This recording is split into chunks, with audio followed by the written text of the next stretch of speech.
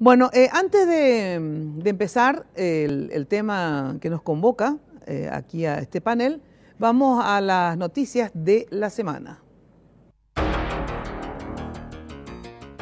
Las 5 noticias de la semana. Primer trasplante cardíaco tras la ley Anita. Un equipo médico del Hospital Médico San Jorge llevó a cabo el primer trasplante de corazón del año.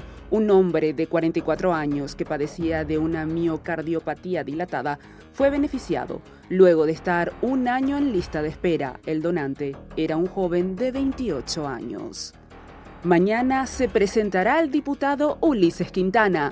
Según el abogado Álvaro Arias, que estará a cargo de la defensa técnica del diputado Ulises Quintana, quien está imputado por su presunta vinculación con el líder narco Reinaldo Cabaña, más conocido como Cucho, Arias aseguró que este viernes 21 a las 8:30 de la mañana su cliente se presentará para la audiencia de imposición de medidas en el Juzgado Penal de Garantías.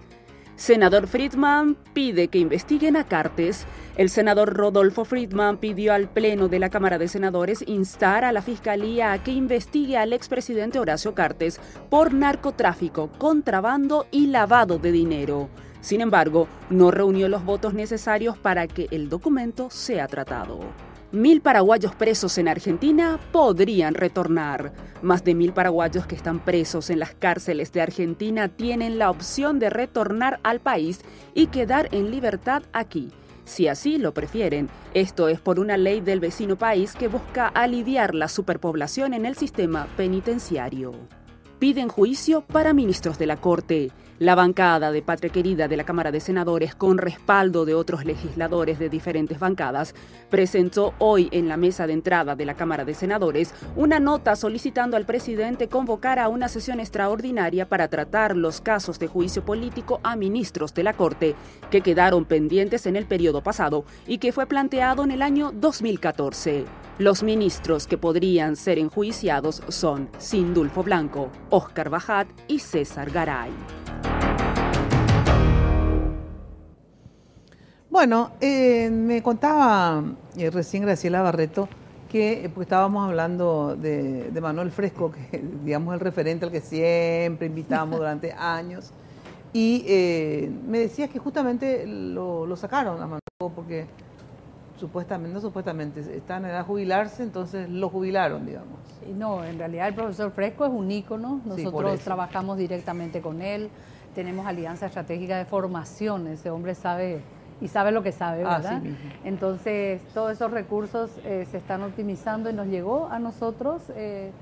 Cuando leí realmente me sentí un poco, digamos, en una ambivalencia bastante importante porque tenemos una línea de trabajo y tenemos también, de alguna manera, un camino construido. Por eso te pregunto, ¿le jubilaron? ¿No es que él pidió su retiro? Bueno, por lo menos lo que yo leí dice cese en sus funciones y tiene 15 días para poder ir arreglando. Vamos a hacer un telefónico un poco después con Fresco. ¿Sí? Con Fresco.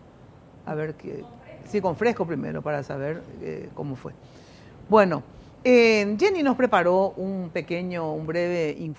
Antes de ir al informe, en realidad las invitadas de hoy, que son, como les decía, familiares, en este caso 2 madres de chicos adictos, vinieron acompañadas porque están conformando una asociación que después en todo caso me cuentan, pero hay acompañadas de varias personas que también conforman esta lucha contra las drogas, sí. Es así, ¿verdad? Así mismo. Sí. Son varias las mujeres y los hombres que vinieron, todos parientes de chicos o de personas adictas. Así es que gracias por estar acá con nosotros, ¿sí?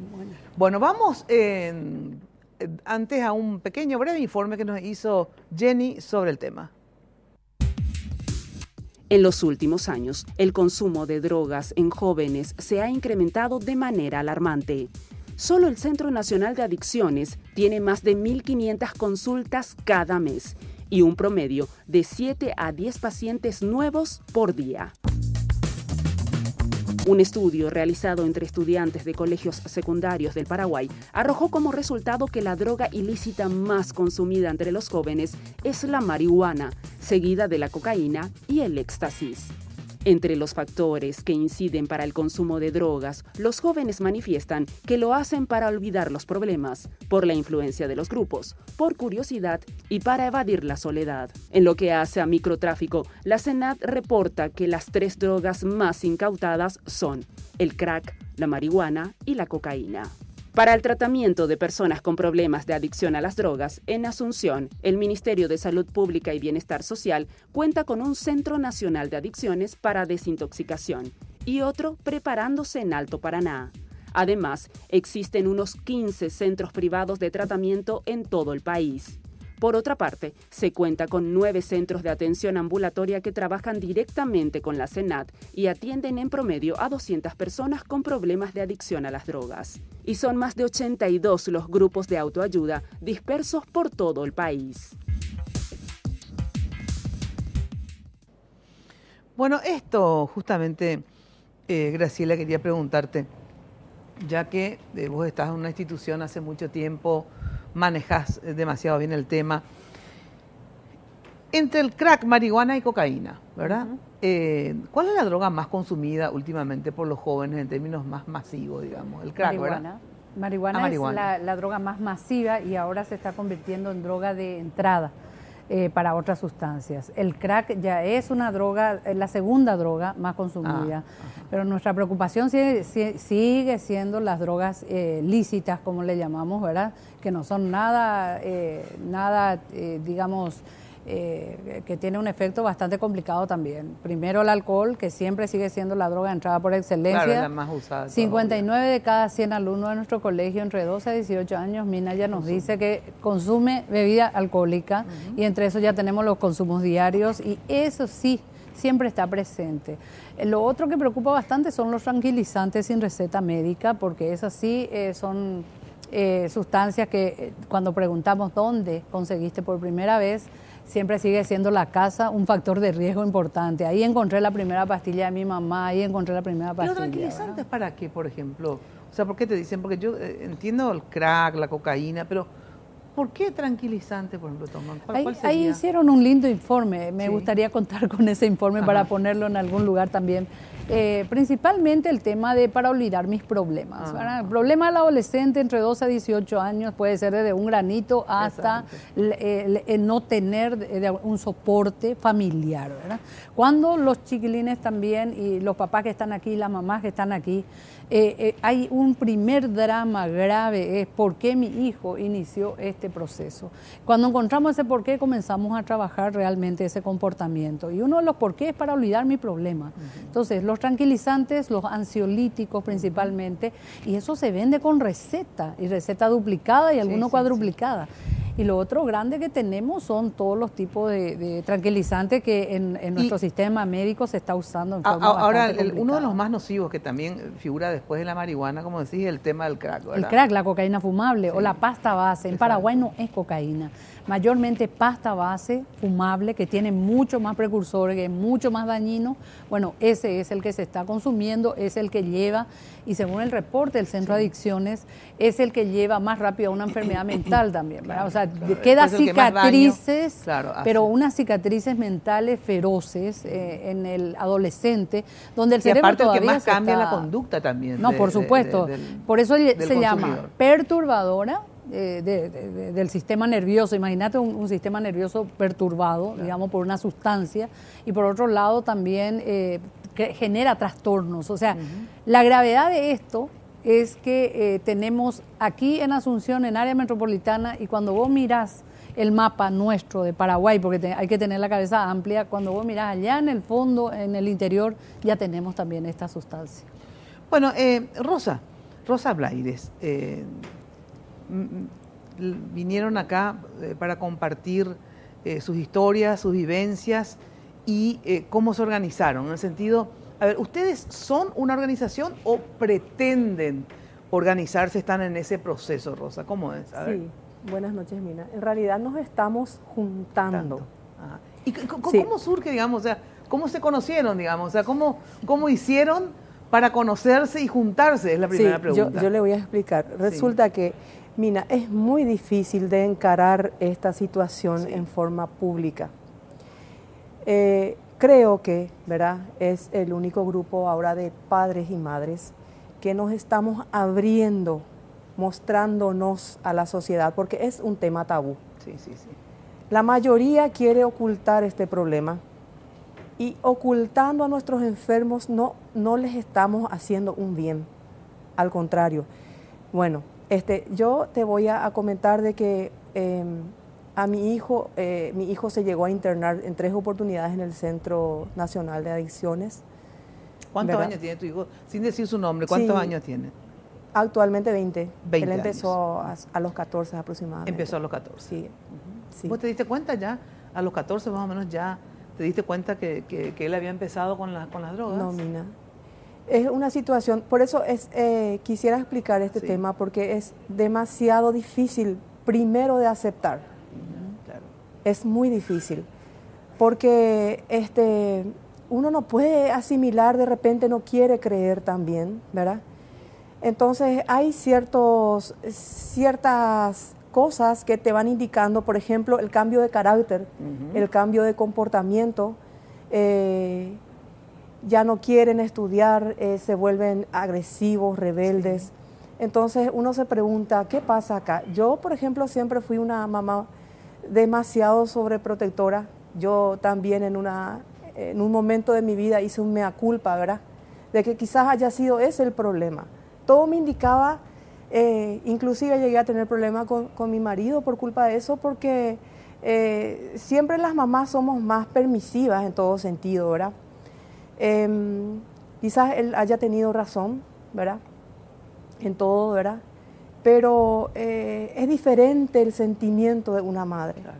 ¿Y te diste cuenta en el sentido de, tomaste nota y certificaste, digamos, de que sí estaba consumiendo hace cuánto más o menos, que sabes que... Y hace 7 años aproximadamente. Hace 7 años. 7, 8 años, sí. Resulta que él practicaba fútbol, practicaba en un club, ¿verdad?, muy importante del país. Yo trabajaba muchísimo, ¿verdad? Claro. Estaba casi todo el tiempo fuera, mi marido también. Entonces, llegó un momento en que a los 13, 14 años, como le dije, estaba practicando fútbol y de la noche a la mañana empezó a cambiar su comportamiento. Y empezaste a hacerle... O sea, él te dijo, vos le descubriste. ¿Cómo fue el proceso para, como te digo, certificar de que efectivamente estaba, aparte de los cambios de personalidad, cómo le encaraste o él te dijo, cómo fue para asumir de que sí, estaba consumiendo? Sí. Primeramente, yo quisiera un ratito desviarme de esto, ¿verdad? Sí. Y sentir un poquitito con la licenciada, porque generalmente, como dijo usted, licenciada, y hay casos que son así en realidad, ¿verdad? De que para paliar quizás algún problema, algún vacío que tenga el chico, pero no necesariamente es así, es muy relativo. Claro, uno de los casos. Es uno de los casos, claro. La iniciación a las drogas de los chicos actualmente es muy relativa, porque generalmente, Mina, ellos quieren ser aceptados por el grupo. Por el grupo. Exacto.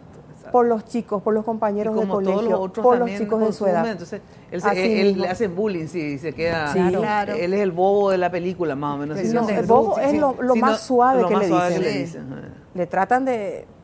Sí. Quisiera usar una expresión, pero si me das permiso, le tratan de marica. Claro, famoso. Siempre lo es el... ¿Verdad? Maricón que y ese sigue siendo la presión de grupo. Son varios los motivos. Sí, entonces, él se hizo amigo de un chico, ¿verdad?, que no quisiera nombrarlo. Sí, no importa. Se hizo amigo de un chico, este chico lo frecuentaba, me pidió permiso para visitarlo a mi hijo. Tomaban, qué sé yo, tereré, me decía, mamá, ¿se puede quedar fulanito a jugar play?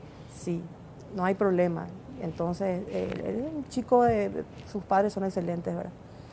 Entonces, bueno, yo al principio no me di cuenta, ¿verdad? Pero después, poco a poco, su comportamiento ya fue cambiando, ya no quería ir a las prácticas, ya ponía cualquier excusa.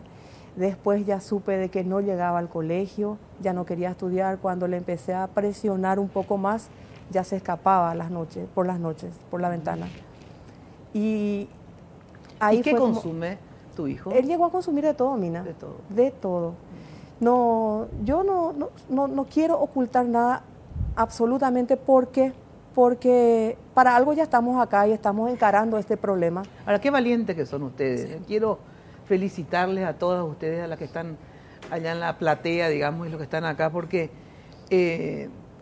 y estoy muy contenta por este país, que hayan madres valientes y parientes valientes como ustedes acá, porque lastimosamente si no, no nos hacen caso. Así ¿verdad? mismo.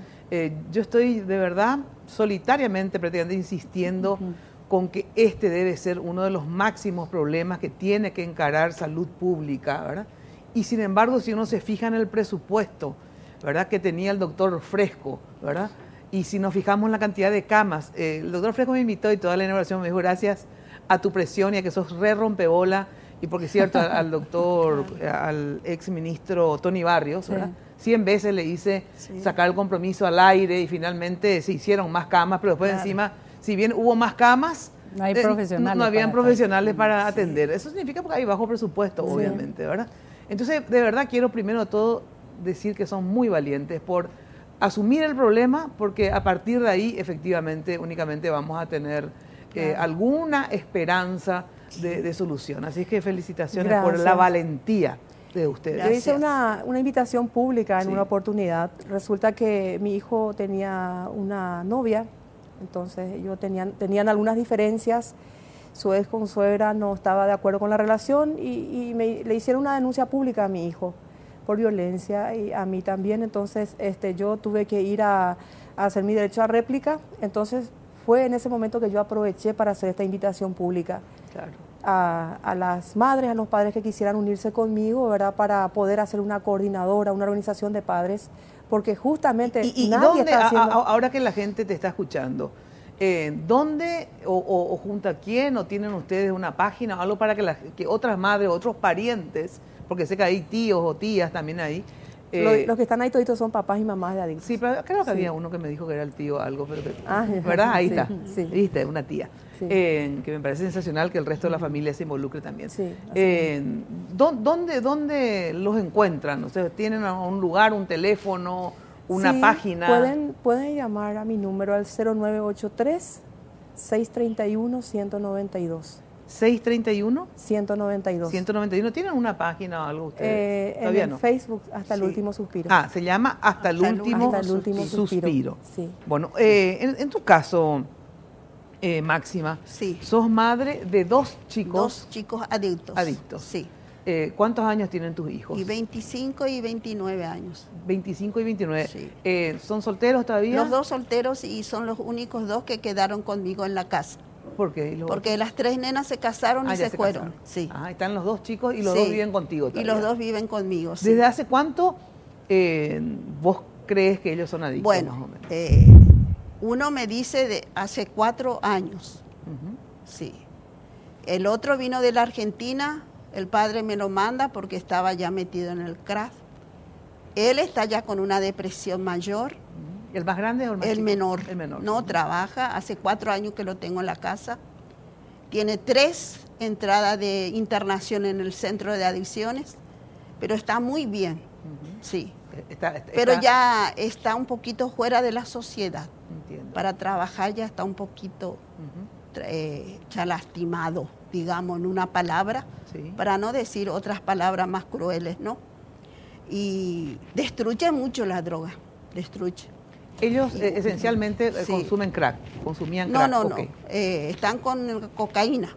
Cocaína. Ajá. Pero hace 4 años que uno me confesó, al ver el cambio de carácter, al ver el cambio de comportamiento, y se aislaba. Ajá. Cuando había cumpleaños, había actividades en la casa, se aislaba, y eso a mí no me gustaba. Claro. Entonces, ¿qué está pasando acá? Y el más chico, que está más lastimado, como vos decís, ¿verdad? ¿Tiene cuántos años de adicción? ¿No sabes hace cuánto? Según el papá, estará por los 8 años. Ya hace mucho, que desde chico, entonces desde más pequeño. Sí. Desde los 14, 15 años, por ahí. Así mismo, empezó, iban con la guitarra, con los grupos de amigos, y por ahí. Y hasta ahora, digamos, ustedes, ¿cómo encaran esto? O sea, ¿dónde les llevan? O sea, ¿cuál es el paño de lágrimas de ustedes en términos de salud pública? Digo, ¿le llevan al centro de adicciones? Sí, solamente ahí, no hay otro. No hay otro lugar. No hay otro. Hay momentos que yo me encuentro con los dos. Y salgo a la calle a pedir socorro y no le encuentro a nadie. ¿Por qué? A ver, Porque acá no hay, pero no tenemos nada nosotros ¿qué acá. te pasa, digamos? O sea, ¿por qué necesitas de ayuda? ¿Qué necesito significa, contención. Claro, ¿qué significa tener a 2 hijos adictos, digamos? Sí, por ejemplo, sí. ¿qué pasa? ¿Tienen conductas agresivas? ¿Están con ¿cómo se dice cuando uno tiene ganas?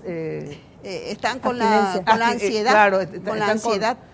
Sí. A veces con síndrome de abstinencia. Sí, A ver, sí, todo eso.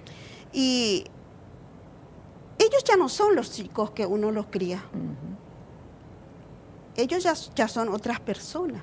No, se convierten en otras personas. Y para adquirir la droga, digamos, ¿cómo lo hacen? Y al principio sacaban cosas de la casa.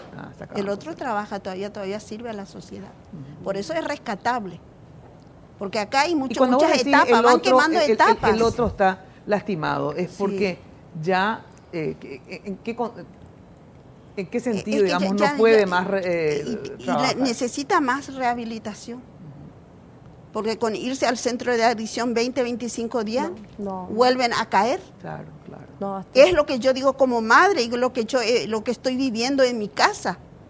Porque mi facultad es esa. Claro. Ahí se aprende. Ahí se aprende a convivir con ellos. Ahí vos ves cómo están con su ansiedad, las necesidades que ellos tienen. Y una mamá, ¿qué hace? Dentro de mi ignorancia, el amor me mueve a mí. Claro. El amor de madre, ese es mi cimiento. Lógico. Agarro la Biblia, meto bajo mi almohada y me duermo con eso y me levanto con fuerza y sigo con esos 2 hijos, porque son mis hijos. Claro. Y son hijos de este país. Así es. Son hijos de la sociedad. No, y aparte, hay otra cuestión que siempre digo. La necesidad de algunas drogas, casi todas, pero digo algunas, la necesidad de esa persona enferma es tal, del crack, por ejemplo, que después de un rato nomás tienen que volver a consumir y se acaba el efecto, y tienen que volver a consumir y se acaba el efecto, y tienen que volver a consumir, que roban a su propia familia, obviamente, para poder conseguir la plata. Y después, si vos tenés la suerte, como les digo siempre, si vos tenés la suerte de no tener un hijo enfermo de adicción, igual tenés que involucrarte, porque, por ejemplo, por la necesidad de consumir, todos sabemos que lastimosamente hoy se convirtió la necesidad del consumo en, muchas veces se convierten en delincuentes, ¿verdad? Así porque mismo. Salen a robar y a matar, ya no tienen cómo sacarle a los parientes, Así digamos, mismo, salen afuera porque tienen una necesidad terrible de consumir. Entonces roban un celular y como están realmente trastornados en términos por el tema de la droga, muchas veces son violentos. Así que es un peligro para todos, es un peligro para ellos mismos, para empezar, ¿verdad? O sea, porque es algo que al primero que daña es al que consume, ¿verdad? Así mismo. Luego a la familia y luego a la sociedad entera. Entonces, todos, absolutamente todos, somos perjudicados por este tema. Tu caso en particular, sos un ex adicto, a pesar que dicen las personas que cayeron en la adicción que no existe ex, que sos una persona en todo caso que día, ¿verdad?, trata de estar limpio, ¿verdad? Primeramente, muchísimas gracias por esta invitación. Antes lo veía por la tele, pero hoy día estoy aquí y es algo muy, muy maravilloso. Y sobre todo le doy la gracia a usted y le doy la gracia a Dios. Le doy la gracia a Dios por su misericordia, porque si no era por su misericordia yo no iba a estar aquí. Yo iba a estar en el cementerio. ¿Cuántos años tenés actualmente? Ahora tengo 39 años. 39 años. Sí. ¿Y fuiste adicto de más o menos, empezaste a los cuántos años? Empecé a delinquir a los 8 años. 8 años tenías. Empecé a consumir la bebida alcohólica a los 12 años, marihuana 12 años. Mi tía era una persona muy conocida en el Buen Pastor, Chana Coronel, la cual le mataron en ese lugar. Ella era una persona considerada muy peligrosa para la sociedad. ¿Y ella estaba, por qué motivo, presa? Por tráfico. Por tráfico. Sí. Yo también estuve en la delincuencia, soy un exconvicto, tengo más de 12 entradas en la cárcel. 12 entradas. A los 8 años fui a parar en la comisaría nuevamente a los 14 años fui en el penal de Panchito López en el año 95, en el año 96, 2002, 2012 estuve en el penal de Tacumbú. Yo era una persona considerada peligrosa para las autoridades policiales y para la sociedad. Yo era una persona que consumía mucha droga. ¿Qué droga consumías? Todo tipo. Todo tipo. Todo tipo. Pastilla, marihuana, cocaína, crack, nevado, geniol contra leones, vino dulce, nasta, tiner, todo lo que había yo consumía. Y yo era una persona muy perdida en la delincuencia. Y yo te puedo decir, y le puedo decir a todas esas personas que me están mirando, que si uno quiere cambiar, se puede. ¿Y cómo lograste empezar ese proceso de cambio? A ver, ¿a quién acudiste? Aparte de ¿qué te hizo tomar la decisión primero? La decisión fue que a mí 3 veces casi me agarró sobredosis de cocaína. Casi moriste en sí. Sí, sentí la muerte sobre mi vida, que en una oportunidad empecé a sudar, a desesperarme, sentí que iba a morir, tenía temor, y fue así que pedí ayuda. Y fue así que me acerqué a una iglesia y hice un compromiso conmigo mismo, hice un compromiso con el Señor Jesucristo. ¿A qué iglesia fuiste? Iglesia Filadelfia Pentecostal, que está acá en Quinta Iturbe. Entiendo. Ahí acudí y pedí socorro, sí, porque yo sentí que iba a morir. Ajá. Hablaba, parecía loco por el barrio. Ajá. Yo soy del barrio La Chacarita. Sí. Mi casa era casa llamada zombie, porque en mi casa había muchos drogadictos. Pero hoy día doy gracias a Dios que cambió. ¿Y quién te ayudó a cambiar? En el sentido, a ver, te fuiste a la iglesia y que ahí había algún pastor que te llevó a algún lugar, a algún hospital, al centro de adicciones. En realidad en mi caso fue muy diferente. A ver. Porque yo empecé a sentir la muerte a través del sobredosis de la cocaína que me agarró, y empecé a acercarme a Dios. Sí. Y fue eso, y empecé a pedir ayuda a los líderes de la iglesia. Ajá. Y todas las personas de la iglesia me empezaron a ayudar. Y aparte de la ayuda de la iglesia, ¿verdad? Médicamente, digamos. Sí, quiero decir algo. Yo he recurrido a hospitales, he recurrido médicos curanderos, he recorrido hechiceros para poder buscar una solución. Fui al hospital, venía a mi casa y no sucedía nada. Cada día sentía la muerte peor, de mal en peor. Pero desde el día que yo me acerqué a Dios, ahí empecé a cambiar. A tener fuerza para hacer frente. Dios me ha dado la fuerza. Y aparte de la fuerza que te da la fe, que sin lugar a dudas es una fuerza realmente maravillosa. Y eso quiero resaltar. Sí. Que la persona que no va a poder cambiar por sí mismo, por su fuerza, tiene que ser con la ayuda espiritual de Dios. Porque todos necesitamos. ¿Y hace cuánto tiempo que no consumís?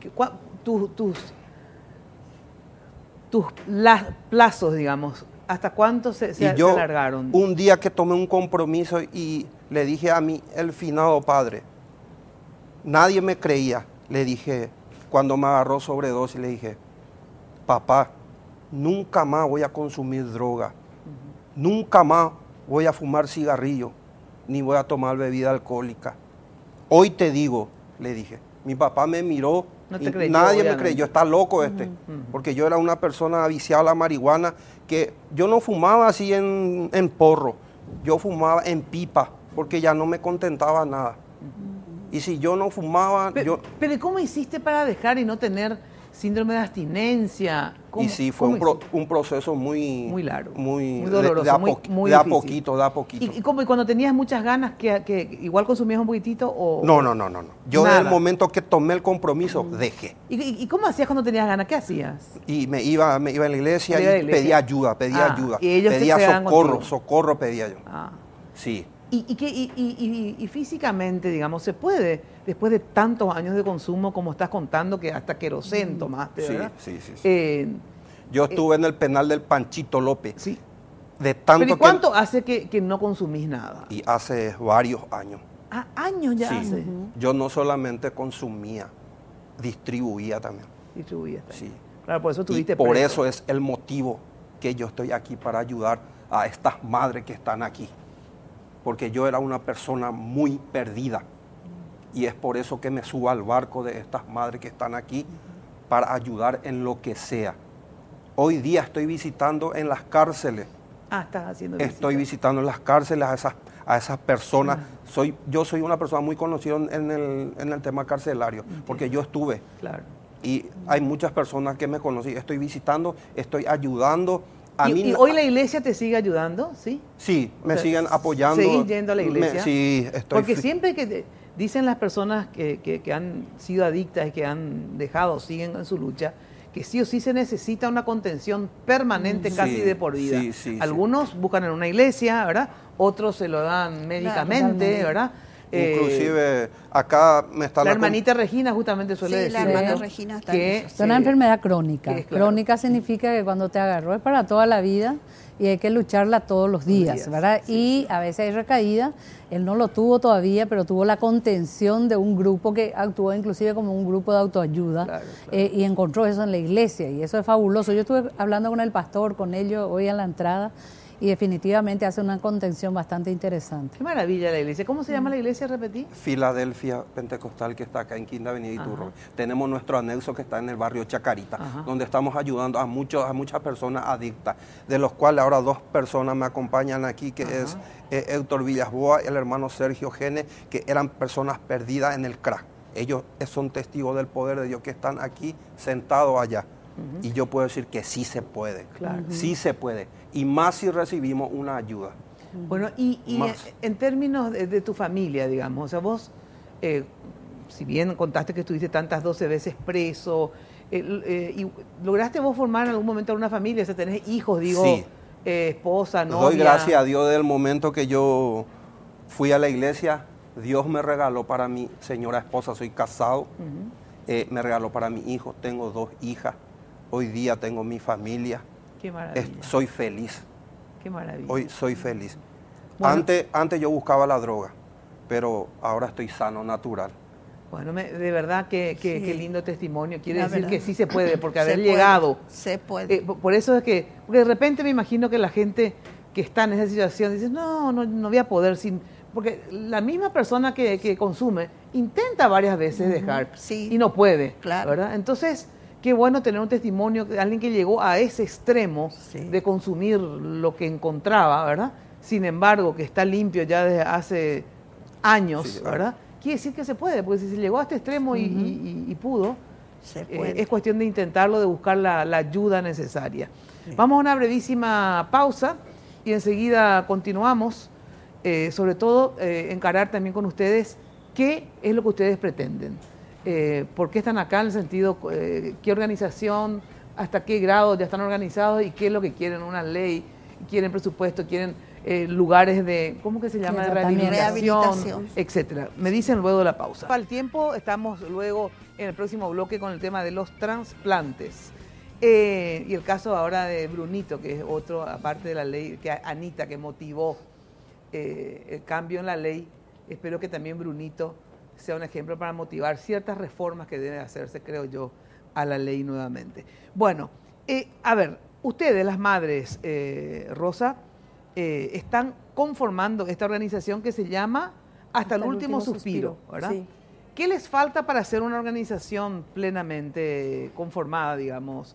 Porque hasta ahora, ¿qué son? Un grupo de familiares que se reúnen, una coordinadora que se contienen, así mismo. Hacen gestiones, ¿verdad? Pero todavía no tienen personalidad jurídica. Aún ni nada no. de eso.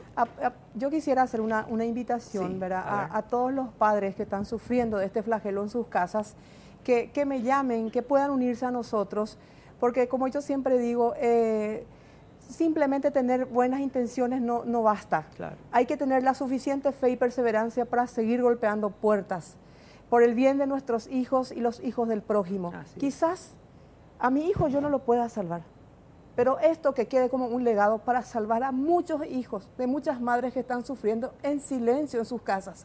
Porque es muy difícil de encarar este tema. No, ¿y por qué no? Porque otra persona, otra familia que no está viviendo lo mismo que nosotros en sus casas, no nos puede comprender. Es muy fácil, Mina, culpar a los padres. No porque la mamá tiene la culpa, no porque el papá es esto, no es así. Aparte no importa de quién sea la culpa, claro. acá lo que hay que encarar el problema es la y salir del problema, no importa de quién es la culpa. Entonces, nosotros nos reunimos los sábados cada 15 días en el Salón Auditorio del Centro Nacional de Control de Adicciones, gracias al doctor Manuel Fresco que nos autorizó muy amablemente. ¿Qué ¿verdad? día se reúnen ahí? Justamente este sábado tenemos nuestra reunión. ¿En el Centro de Adicciones que queda dónde? Sobre la Avenida Venezuela, al lado del Hospital La Cimet. Ah, al lado de la CIMET. Sí. ¿Los sábados a qué horas se suelen reunir? Sábado de por medio. Y este sábado nos toca a las 14:30 horas. O sea que si hay más madres o parientes que quieran unirse, sí, por favor, hasta el último suspiro pueden ir ahí. Hacemos una terapia de contención porque nosotros nos enfermamos también. Detrás de nuestros hijos. Seguro. Porque el problema de la drogadicción desequilibra a toda la familia. Entonces, también lo que estamos haciendo ahora es pedir puertas, golpear puertas, hacer lobbies. Así porque como, van a presentar un proyecto de ley. Sí, tengo elaborado acá un anteproyecto, ¿verdad? Sí. Justamente de las necesidades, las problemáticas que esto conlleva, ¿verdad? Para que los chicos puedan tener una internación mínimo de 9 meses, como dijo la licenciada, ¿verdad? Donde ellos puedan tener terapia ocupacional, donde puedan tener a través del SNPP aprender oficios, de modo que cuando salgan rehabilitados, claro, ¿verdad? Salgan con un certificado de mando medio que puedan ser útiles para sí mismos y para la sociedad. O sea, el proceso sería la desintoxicación en términos médicos, ¿verdad? Sí, así mismo. Luego ir a un centro, digamos, ¿verdad? De internación. A ver. Bueno, en realidad nosotros le llamamos de larga estancia. Sí, de larga estancia. Porque eso es lo que está generando la SENAD en este momento. Tiene su centro que está... Falta muy poco para que ¿Va a ser el primer centro o qué? El primer centro de profesionalizado de tratamiento de larga estancia. Le llamamos residencial para no estigmatizar, ¿verdad? Sí. No es una comunidad terapéutica es llevada adelante por los ex usuarios de drogas. Esto es profesionalizado, tenemos ahí de un convenio con Salud Pública y lo vamos a impulsar fuertemente. ¿Desde cuándo? Ediliciamente ya tienen Tenemos ediliciamente todo en Piribebí, a 6 kilómetros de la ciudad. Tenemos ¿Para capacidad más o menos para cuántas? En este momento ingresamos 10 en la primera fase, pero es para 50 chicos entre 18 y 25 años, porque eso es lo que nos permite el protocolo como Secretaría Antidrogas en apoyo a la salud pública. Porque nosotros tenemos que saber que todas estas enfermedades son enfermedades en el Corapui de salud pública. Claro, entonces nosotros como SENAD y como tenemos la expertise, lo que estamos haciendo es juntarnos con salud pública, pero salud pública en este momento estamos en el proceso de que nos acrediten para poder entrar. Ah, espera. Entonces, ¿tienen el edificio? ¿Tienen los profesionales? Sí, señora. ¿Sí? Nos faltan como 5 profesionales, pero ya están. Pero necesitan que Salud Pública les tiene que acreditar a ustedes. Totalmente, eso tiene que estar acreditado como todo. Vamos a llamarle al ministro como todo centro, a estas mamás que están aquí. Nosotros responsablemente, como Estado, como Secretaría y como tenemos esa responsabilidad, tenemos que garantizarle que cada parte del protocolo, en la parte del tratamiento. Pero ¿cuántos centros? Porque ahora la SENAD va a tener un centro, ¿verdad? Acá en Central, digamos, o sea, acá en Cordillera. En Cordillera, que puede ir la gente de Central, de Asunción también, etcétera, ¿verdad? Pero, ¿cuántos? Y hay necesidad, sin embargo, ¿de cuánto? O sea, ¿cuánta gente necesita hacer tratamiento? Hicimos nosotros un mapa dentro de la unidad de la Dirección de Tratamiento, hicimos un mapa, lo estuvimos compartiendo con la gente.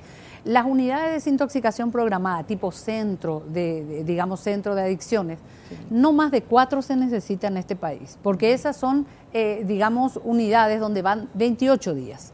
Tampoco se necesita mucho de estos centros de larga estancia. ¿Por qué? Porque no todos están agudos para entrar hay otros que son y estar internados, digamos, ambulatorios. Estar internados, no todos tienen la enfermedad para meterlos 6 a 9 meses. Mina, es una de las enfermedades más caras que tenemos y 9 meses uno internado es bastante complejo. Entonces, nosotros necesitamos centros ambulatorios, que nuestras municipalidades se asocian ¿Qué serían localmente los centros también. ambulatorios? Serían aquellos centros que le llamamos de bajo umbral, en donde los chicos puedan ir o a la mañana o a la tarde. Y si a la mañana va al colegio y van o va a su casa, mayormente van a la tarde, porque a la mañana sabemos que se levantan tarde, están no tanto un hospital día, es un centro en donde puedan estar consultando su caso si tiene cuestiones jurídicas, su caso con el clínico, principalmente con el terapeuta. Entonces van haciendo el recorrido y esos centros tenemos ahora 9 modelos, algunos están funcionando bastante bien en la parroquia de San Antonio, por ejemplo, en Villeta, que le invitamos a la corrida, porque eso son acciones civiles. Todavía no está unido y atado a salud pública, eso que sería pero importante. necesitamos atarlos porque son centros que hacen una contención. Y ahora que se está tratando el presupuesto, tengo entendido que también hubo intención de recortar a la Senado, o sea que... el ministro tuvo un apoyo político feroz porque se entendió de que esta problemática está diseminada en todo el país. Justamente eso, Mina. Sí. Nosotros como grupo tenemos, porque me llamaron de diferentes puntos del país, ¿verdad? Y este problema no se puede solamente centralizar en Capital o en el Departamento Central. Nosotros como grupo también tenemos como objetivo a futuro, ¿verdad? De que haya un centro, ¿verdad?, de rehabilitación en cada departamento. Los llamados son de diferentes puntos del país. ¿Ustedes ya hablaron con Yucio, con el Sí, nos recibió muy amablemente, como somos caraduras, pues. Entonces, ahora lo que les falta entonces hablar con el ministro de Salud. Exactamente, con el ministro de Salud. Sí. Y porque como le digo, tenemos que como sociedad civil hacer una coyuntura también, ¿verdad?, con el Estado, porque tenemos que ser protagonistas y partícipes para poder llevar una cosa bien encaminada, ¿verdad? Por eso yo, como dije, una vez más les invito a los padres que se puedan unirnos para que podamos tener más fuerza y seguir golpeando puertas. Algo que quiero decir un ratito nomás, ellas son madres y padres que dan la cara. Hay otros grupos de padres, Esperanza Viva, el grupo de Alanón, el grupo de toda la hermana Regina. Hay muchos padres nucleados. Cuanto más tengamos conciencia, y Mina, cuanto más nosotros mostremos esto, como vos estás mostrando en forma bastante cruda y la necesidad de tomarlo adelante, es que estas valentías van a poder entrar en las políticas públicas. Nosotros los técnicos podemos tener muchísima buena especialización, inclusive lo que hoy tuvimos como documento y muchísima expertise, pero las decisiones están en otros niveles y eso significa que tenemos que ir metiendo las agendas públicas y lo está haciendo. También lo que queremos hacer, Mina, discúlpame, es ahora hacer reuniones en los colegios. Justamente una directora nos pidió, ¿verdad?, para hacer una reunión general de padres con nuestro grupo y también invitarle para compartir, pero más que nada para concienciar a los padres, ¿verdad?, de que no ocultando el problema no se resuelve. Exactamente. Muchísimas gracias por estar acá, gente. Llámenme las veces que necesiten, por lo menos a través de mis programas. Van a tener siempre las puertas abiertas para comunicar lo que quieran comunicar, ¿sí? Y una vez más, les felicito, sinceramente, les admiro por el valor que tienen y por esa situación, mi total solidaridad con ustedes. Romper muros, Mina, romper muros. Romper tabúes. Hasta el último suspiro, esto encuentran en Facebook, ¿verdad? Pueden entrar ahí para entrar en contacto con ellas y con ellos. Y también vamos a dar un teléfono, en este caso 0983 63 11 92, 63 11 92, que es el teléfono de Rosa, pero también en Facebook me imagino que han de tener, sería interesante que pongan otros teléfonos. Y puede también poner mío también, Mina. ¿Cuál? Sí, 0991 991 845 156. 845 156. Sería interesante que en la página de Facebook ustedes también puedan poner diferentes referencias de teléfono. Me imagino, no visité la página, tal vez poner los días de reunión. Por ejemplo, este sábado pueden irse al Centro de Lucha contra las Adicciones, que queda en Venezuela. Sobre la avenida Venezuela. Al lado de la CIMED. Así mismo. Gracias por estar. Gracias por darnos tu testimonio. Muchísimas gracias por este espacio y quiero decir que si uno quiere, se puede con la ayuda de Dios. Es para todo, bueno, para los creyentes efectivamente la ayuda de Dios es indispensable. Pero si no crees, de todas maneras se puede. Muchísimas gracias. Luego de la pausa, Estamos con el tema de los trasplantes, dar vida, luego de la pausa. Dos profesionales muy importantes, Gustavo Melgarejo, él es director de INAT, que ya estuvo con nosotros la otra vez cuando hablábamos de la ley Anita. ¿Qué tal, doctor? Gracias por estar nuevamente. Muy buenas noches, Mina. Muchas gracias por la invitación. ¿INAT qué es? Contarle a la gente. Instituto Nacional de Ablación y Trasplante. ¿Qué es? Es la institución que regula toda la actividad de donación y trasplante a nivel país. Ajá. Y también es encargada de hacer reglamentaciones, habilitar centros y profesionales para este fin. Gracias. Marcos Melgarejo, cirujano cardiovascular. Estos cirujanos cardiovasculares que hacen trasplantes, salvan vidas, ellos son nuestros héroes, esos héroes que les queremos, porque nada más y nada menos que salvar vida, qué maravilloso. Aparte es mi vecino, entonces le quiero más todavía. Gracias por venir, doctor. Muy buenas noches, Mina, Gustavo, y gracias por la invitación. Bueno, Jenny nos preparó un pequeño, breve informe sobre la estadística de donación de órganos, que luego vamos obviamente a adentrar en los casos específicos y qué es lo que falta. Ahora está el caso Brunito, que vamos a hablar también con los doctores aquí presentes. Vamos al informe de Jenny. Recientemente, el Poder Ejecutivo promulgó la ley Anita, con la cual todos los paraguayos mayores de 18 años son presuntos donantes ante la ley, siempre y cuando no hayan manifestado lo contrario ante escribano público o en las instituciones habilitadas. Según la lista de espera de órganos o tejidos del Instituto Nacional de Ablación y Trasplante, en nuestro país existen 133 personas que aguardan donación de córneas, 101 de riñón, 11 de corazón y 6 de hígado.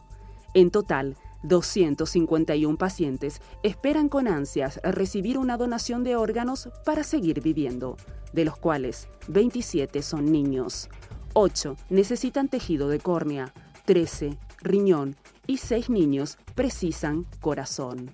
Los profesionales de salud estiman que en los próximos años aumentará la demanda de donantes de riñón, considerando que en Paraguay existen más de 1.400 personas que se dializan por problemas renales. Según estadísticas del Ministerio de Salud Pública en nuestro país, en los últimos 10 años se practicaron unos 1.266 trasplantes de órganos y tejidos, y la tasa de donantes es de solo 1.5 por millón de habitantes. Una cifra que está muy por debajo de otros países de la región, como Argentina, donde la tasa de donante es de 2.65 por millón de habitantes, lo que hizo que en 2017 en ese país se pudiera realizar 1.892 trasplantes. O Uruguay, donde la tasa es de 21 donantes por millón de habitantes, lo que lo convierte en el país con más cirugías de trasplantes en Sudamérica. Solo en los últimos 10 años se ha realizado 6.500 trasplantes e injertos. Un donante de órganos puede llegar a salvar la vida de 8 personas. Los tejidos u órganos que se pueden donar son el pulmón, el hígado, el páncreas, la piel, córneas, corazón, riñones y huesos. Sepa que donar órganos es donar vida. Se dice que cuando el paciente recibe un órgano o tejido, el donador recibe sus alas. Bueno, qué increíble que hayan tanta gente en lista de espera. Yo siempre digo, sobre todo el tema de córneas, es la parte que no logro entender porque hay una persona en lista de espera, porque es más complicado tal vez para los familiares la donación de órganos, a pesar que ya está reexplicado y vamos a volver a explicarlo. Pero la donación de córnea es cuando el paciente está, no tiene que tener muerte cerebral, ni nada, está muerto, muertísimo, ¿verdad? O sea, y es sacarle como una hojita de cebolla, así chiquitita, esa es la córnea que puede cambiar el nivel de vida de una persona absolutamente. Entonces, no entiendo porque yo siempre digo, y voy a volver a ser así de cruda, después, cuando nos morimos, los gusanos nos comen. No hay posibilidad de reencarnación ni nada por el estilo. Si te reencarnas igual, te vas a reencarnar si crees en la reencarnación, pero los gusanos ya te comieron, o sea, te vas a reencarnar de otra forma seguramente. Pero los gusanos, o sea, sería interesante, la próxima vez me va a hacer un informe, cómo es el proceso de un cuerpo y cómo se va descomponiendo. Y quiero que me pase eso.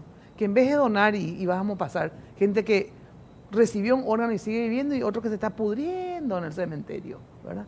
Porque entonces para que es así de crudo tenemos que ser, o sea, ¿por qué no donar si los gusanos, en vez de que el gusano te coma, viví en otra persona, ¿verdad? Entonces, yo creo que esa debe ser la campaña, sinceramente. No los gusanos, que no te coman los gusanos, ¿verdad? Sí. Claro, pero ustedes no quieren ser así de crudo a lo mejor, pero es lo que creo que hay que hacer. El tema de la ley Anita, ¿dónde quedó? Porque habíamos estado contigo, doctor, y otras personas.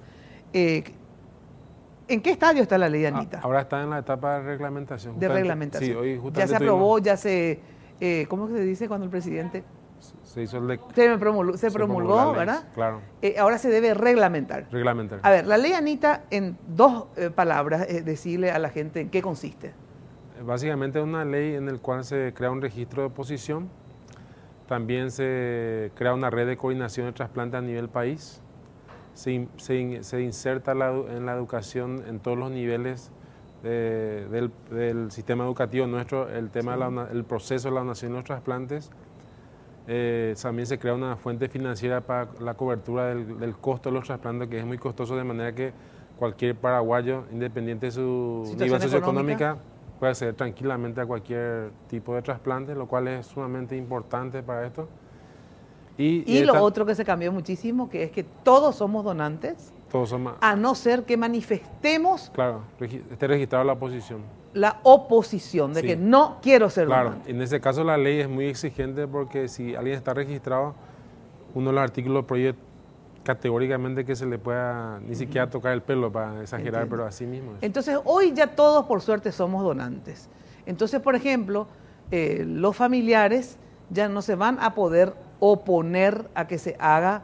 ¿Cuándo entró en vigencia esto? Digo, hasta que no esté reglamentada no entra en vigencia. Y nuestra ley anterior estuvo 20 años sin reglamentación, o sea que... Está en vigencia entonces. Algunos aspectos sí, pero la parte así del proceso así tiene que ser reglamentada. Por ejemplo, el diagnóstico de muerte encefálica, el tema del registro, cómo se va a ir haciendo el proceso y también cómo se va a distribuir la fuente financiera entre los hospitales que son trasplantadores, ¿verdad? Porque lo importante es que la gente tiene que entender que solamente el Instituto de Trasplante le puede habilitar a un centro para trasplante, así como los profesionales que hacen trasplante. Eso está muy limitado porque lógicamente es una forma de protegerle a la población de cualquier circunstancia que podría cargarle un riesgo, ¿verdad? O sea que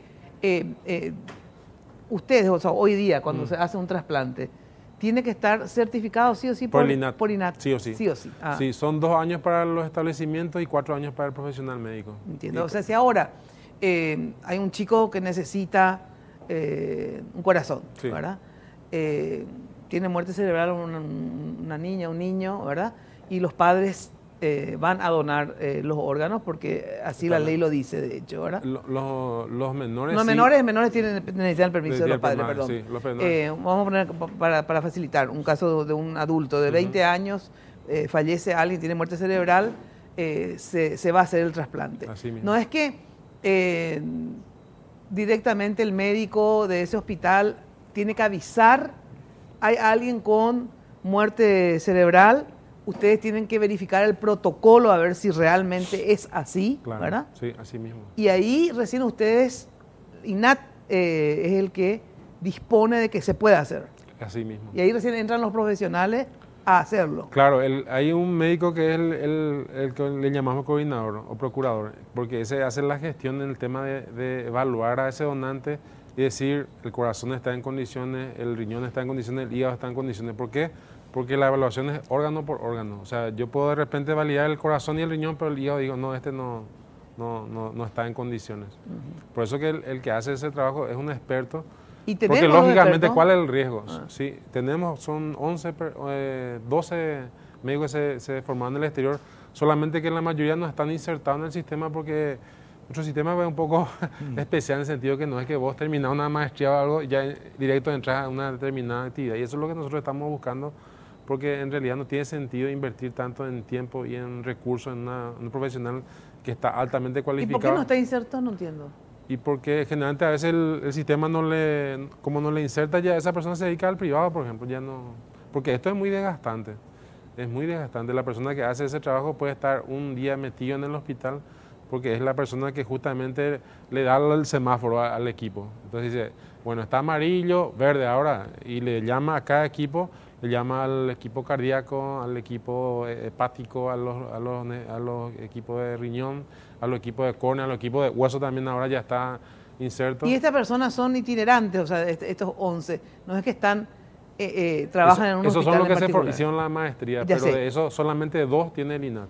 2 médicos solamente tienen. 2 nomás tenemos de los 11. Sí. Y los otros no se les puede llamar, por ejemplo. Y son personas que, claro, el sistema es abierto. Justamente lo que nosotros planteamos con el ministro es abrir el abanico y crear esa red que había dicho que la ley obliga justamente, una red en la cual cada hospital que tenga terapia intensiva tiene que tener ese especialista en su sistema.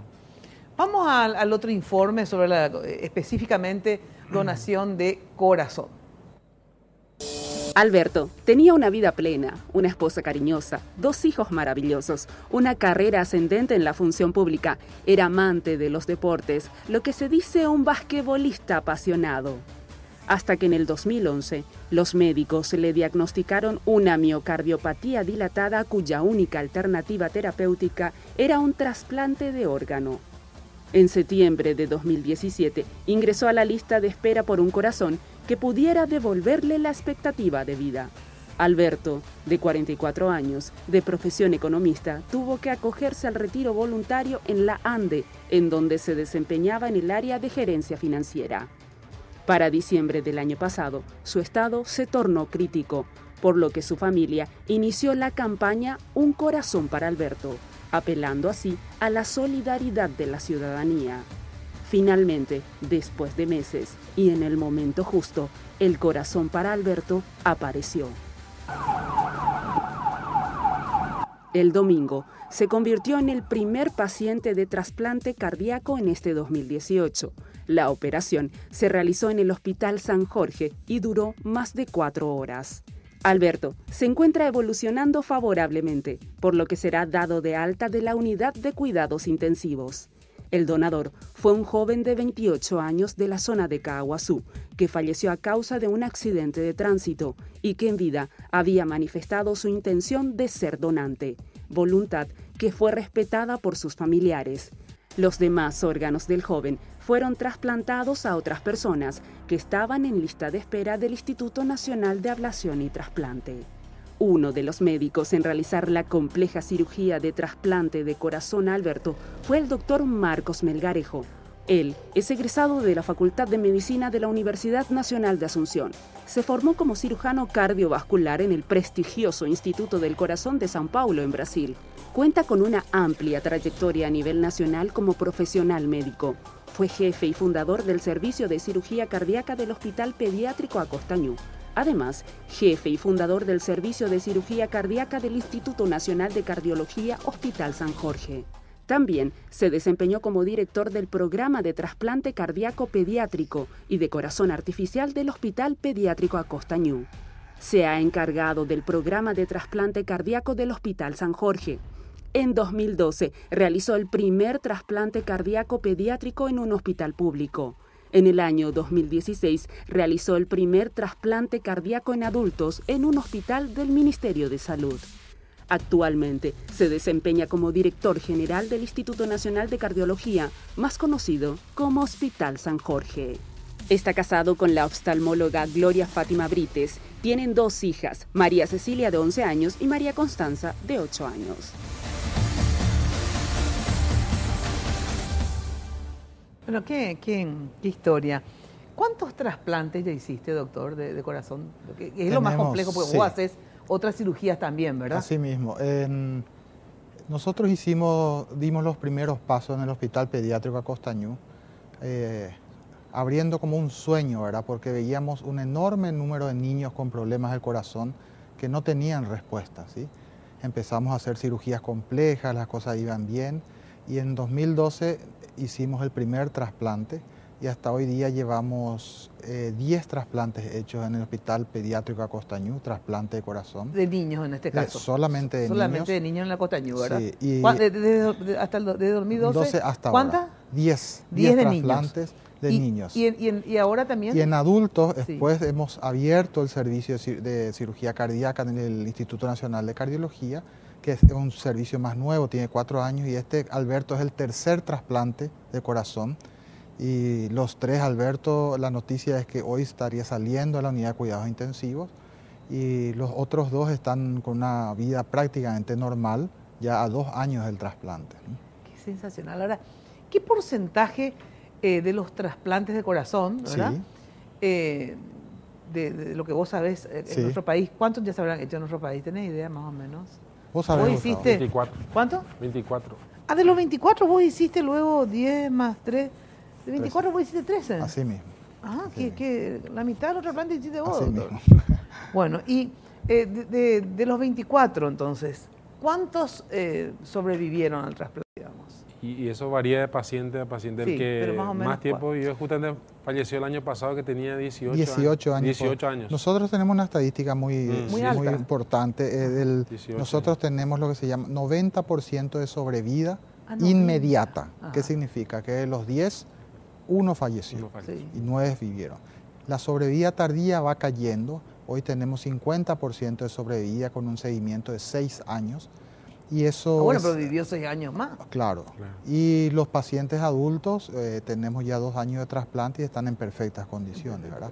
Esto es una curva de aprendizaje que yo creo que el país va a ir creciendo, los médicos vamos a ir aprendiendo día a día con la experiencia que vamos ganando. Y siempre cuando nos preguntan, bueno, ¿cuánto vive un trasplantado? Es un poco difícil responder, va a vivir 10, 15 años, 18 años, pero lo que hay que tener en cuenta, Mina, es que ese paciente, adulto o niño, si no se trasplantaba, la sobrevida generalmente de 3 meses. Claro. El 90% está muerto a los Así 3 mismo, meses, ¿verdad? así Entonces, debe Sí. realmente el trasplante crea un impacto muy grande en la sobrevida del paciente. Claro. Ahora, dentro de tu área, que es la Sí, cardiología, sí. digamos, ¿verdad? El trasplante de corazón obviamente es lo más complejo. Sí. ¿Qué es lo segundo más complejo? ¿Y Mira, qué se hace acá, digo? Sí, nosotros en el Instituto Nacional de Cardiología, un servicio de 4 años, tenemos 800 pacientes ya operados y cirugía de bypass coronario, reemplazos valvulares, cirugías de aorta. Y realmente, Mina, es una satisfacción muy grande porque antes de este servicio, el Ministerio de Salud no conseguía dar ningún tipo de respuesta a este grupo de pacientes. Y es alto, sin embargo, la cantidad de pacientes con problemas cardíacos, porque hipertensión luego creo que primero... Para que tengan una idea, nosotros en el instituto hacemos 6 cirugías por semana, exclusivamente del corazón, pero tenemos lista de espera ya marcado hasta marzo del 2019. Dios. Entonces, mío. la enfermedad cardiovascular es la primera causa de muerte, Pero no claro, solo en Paraguay, sino a nivel mundial, ¿verdad? Sí. Y hay datos del Ministerio de Salud y datos extraoficiales. Se cree que entre 6.000 a 7.000 paraguayos por año fallecen por enfermedad cardiovascular. Qué bárbaro. Entonces, esta es la verdadera epidemia realmente. Exacto. Y este hospital donde estás, ¿cómo que se llama? Instituto Nacional de Cardiología. Es el ex Hospital San Jorge. Así mismo. ¿Verdad? Que tengo entendido, si no corregime, esto no fue Federico Franco el que inauguró, ¿no? Sí, este fue un convenio, nació de una inquietud de la Sociedad Paraguaya de Cardiología y con el ministro de ese entonces, el doctor Antonio Barrios. Antonio Arbo. Y bueno, ahí fue que se creó este convenio para hacer un hospital transitorio y para después crear un Instituto Nacional de Cardiología, un predio. Tony Arbo, entonces, sí. le debemos a Tony Arbo esta gestión, entonces, así también. Mismo. Bueno, y esto, ¿hasta qué punto, digamos, este hospital tiene ya toda la complejidad en términos de tecnología, digo, como para decir, lo que estamos a la par de, no sé, Brasil, que digo yo, Argentina, ¿verdad? O nos falta mucho en el sentido que tecnológicamente, ¿qué no podemos hacer acá porque no tenemos tales... Tecnológicamente, Mina, creo que estamos a la vanguardia. Realmente el Ministerio de Salud respondió a las inquietudes, las necesidades que hay con estos pacientes. Ahora, nos quedamos cortos en el número de procedimientos que debemos hacer. Necesitamos formar más recursos humanos. Recursos humanos. Eso es fundamental. Claro, o sea que tenemos la tecnología, tenemos la infraestructura, el hospital está bien conformado, pero son pocos. Sí. De hecho, lo mismo que el instituto, ¿verdad? Necesita por lo menos 7 coordinadores mínimamente para tener la funcionalidad que requiere. ¿Y qué podemos hacer? Les pregunto. Lo que se necesita es plata, se necesita ¿qué? A ver, para poder decir, vamos a encarar entonces la lucha en el presupuesto. No, vamos a encarar en recursos humanos y para encarar en recursos humanos, ¿qué nos falta? ¿Rubros para esos señores? Esta inquietud realmente nosotros la trasladamos al doctor Mazzoleni, ¿verdad? Y realmente él lo recibió muy bien y está apoyando fuertemente un proyecto donde podamos tener un instituto de cardiología de primer nivel desde el punto de vista de infraestructura. Porque como sabes, estamos nosotros dentro del Hospital San Jorge, un hospital muy antiguo, y nosotros le transmitimos la idea de hacer un hospital nuevo, exclusivamente cardiológico, que dé respuesta a todo este problema que habíamos conversado. Porque encima tiene que ver con la necesidad de la población. Digo, ustedes me están comentando que es la primera causa, las enfermedades cardiovasculares, ¿verdad? Sí, así mismo. Es primera causa de muerte, está en primera causa de muerte. Es la primera causa de muerte. Eso es a nivel mundial, en los Estados Unidos, en Europa. O sea que entonces urge, ¿verdad? Efectivamente, tener la mejor tecnología y la formación de recursos humanos, digamos. Justamente. Es porque, a ver, hay poca gente formada en estos ámbitos que estamos discutiendo, o al revés, hay gente, pero el tema es que se les paga poco, entonces van al sector privado casi todos. Y es una mezcla en realidad porque faltan muchos recursos humanos especializados y esos recursos justamente tienen que tener un pago, de lo contrario migran al sector privado. Lógico, lógico. Y a veces tenés por ejemplo, yo tuve 2 personas que se especializaban en trasplantes, pero uno por ejemplo se le contrató al Hospital Nacional y la otra persona no pudo acceder, pero eso empiezan a hacer cirugías simples como una vesícula o cosas. En vez de seguir formándose en el ámbito del trasplante. Con el tiempo uno pierde la expertise porque el cirujano tiene que tener manualidad. Lógico. Y por eso que la idea nuestra justamente es fortalecer pocos hospitales, pero esos hospitales tienen toda la condiciones, tecnología y la capacidad. Claro, entonces en vez de hacer 5 centros, hagamos 1 o 2 bien, y eso va a tener como tiene la Argentina, que te fa valor, ¿verdad? Claro, Brasil el INCOR. ¿verdad? En Colombia también hay un centro importante de cardiología en Cali y otro en Bogotá. Y esa es la tendencia es unificar, porque eso va a hacer crecer al país. Vos centralizás pues toda la tecnología y no dispersás los recursos materiales, obviamente, en términos tecnológicos, y humanos. Entonces vos sabés que la mejor gente está en este instituto para tal rubro. Tengo que ir a una brevísima pausa y enseguida volvemos en la última parte de este interesantísimo bloque, cuando encima nos dicen que la mayoría, yo entre ellas, obviamente tenemos problemas de presión alta, de circulación, diabetes, cigarrillo. Yo por suerte no fumo, pero de todas maneras hago otras cosas que me hacen mal también. Bueno, vamos a una pausa. Bueno, se nos refue el tiempo, entonces querría saber cuáles son los planes y cuáles son las necesidades para que nosotros de acá le hinchemos a las autoridades, doctor. Sí, mira, teniendo en cuenta todas estas necesidades, realmente estamos... la idea de hacer un instituto de corazón de Asunción, un centro cardiológico de primerísimo nivel, exclusivamente con problemas cardiológicos en adultos y niños, donde podamos concentrar toda la cardiología paraguaya, y estamos convencidos de que eso va a hacer que crezcamos como médicos, como país, y que el paraguayo ya no necesite irse a otro país para tratar estas enfermedades complejas. ¿Y qué nos falta? Estamos en la etapa de proyecto, tenemos nos ha recibido con fuerte apoyo el doctor Mazzoleni, ¿verdad? Que comparte plenamente esto, y bueno, esperamos ir pasando las etapas, los proyectos, los recursos físicos, para que dentro de poco podamos estar hablando de un instituto de corazón nuevo, ¿verdad? Bueno, o sea que este fue un primer paso donde vos estás en el instituto, pero ahora necesitamos dar ese segundo paso. Así mismo, ¿verdad? Acá lo que mostramos es que se creó la necesidad, o sea, tenemos 800 pacientes operados del corazón y una lista de espera hasta marzo, o sea que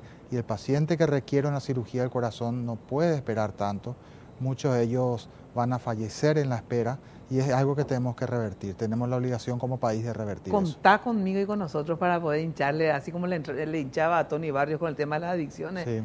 Vamos a hacer también fuerza desde acá, doctor. Muchas gracias. De verdad. Y quiero decirte que, bueno, te felicito y me siento orgullosa como paraguaya de tener un médico como vos que esté salvando vidas y haciendo esta tarea maravillosa que es la medicina. Muchas gracias. Y una cosita más con respecto al tema, es fundamental, yo creo que el trabajo de ustedes, Mina, en la concienciación para la donación de órganos. Sí. Porque siempre decimos, Mina, nosotros podemos tener los recursos, la tecnología, profesionales capacitados, pero si no hay donante, no tenemos nada que hacer. O sea que me decía otros médicos, porque había hecho mucho también sobre donación de córneas, que es increíble cuando se hacen programas, aparecen muchísimos donantes después, ¿verdad? Pues toman conciencia, por lo tanto hay que difundir, la necesidad de dar vida.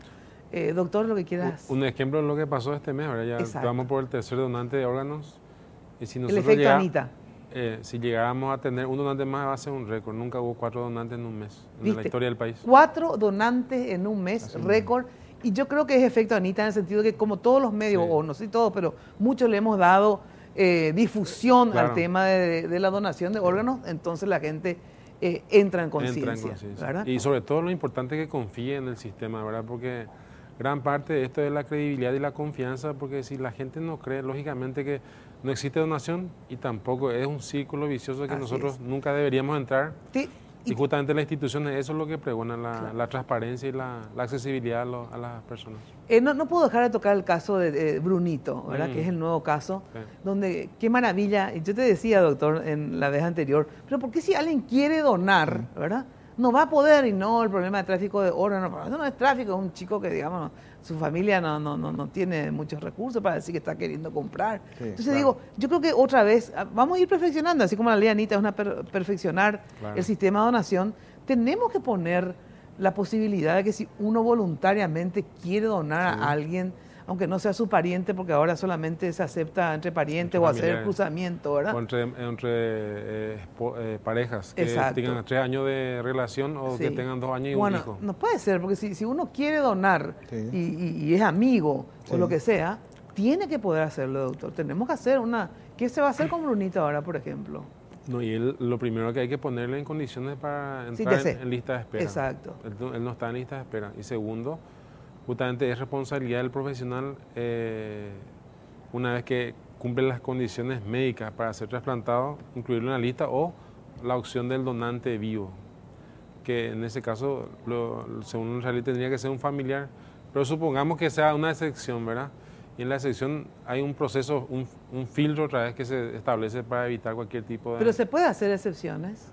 Sí, hay casos muy puntuales que se podrían hacer, sí. Bueno, que si lo necesita, entonces que se haga la excepción, ¿verdad? Sí. Pero de verdad es terrible que haya gente que quiera donar, que hay un niño, en el caso no todavía, por suerte Brunito no está así, en el sentido de que pueda perder la vida, ¿verdad? Claro, el trasplante renal es electivo, ¿verdad? No es como el trasplante cardíaco del hígado. Solamente hay una sola urgencia en los pacientes renales cuando no tienen más acceso. A la diálisis. Claro, hay pacientes que fueron tantas veces invadidos, pobrecitos, ¿verdad? Porque en realidad, imagínense lo que estar poniendo el catéter por todas, y a veces ya no tienen ni un acceso. Y entonces, esa persona, este año hicimos una señora joven que entró en urgencia, una de las pocas veces, y entró en urgencia y se le trasplantó. O sea que lo bueno es que hay mucha gente buena todavía, ¿verdad? Y profesionales maravillosos como ustedes. Muchas gracias. ¿Sí? Muchas gracias. Bueno, ahora sí, nos despedimos. Les espero nuevamente el lunes que viene a las 21 horas aquí por Noticias Paraguay. Ya saben que pueden volver a ver la repetición de este programa en Red Guaraní ahora a partir de las 22:30, me imagino que ya han iniciado. Chau, chau, muy buena noche.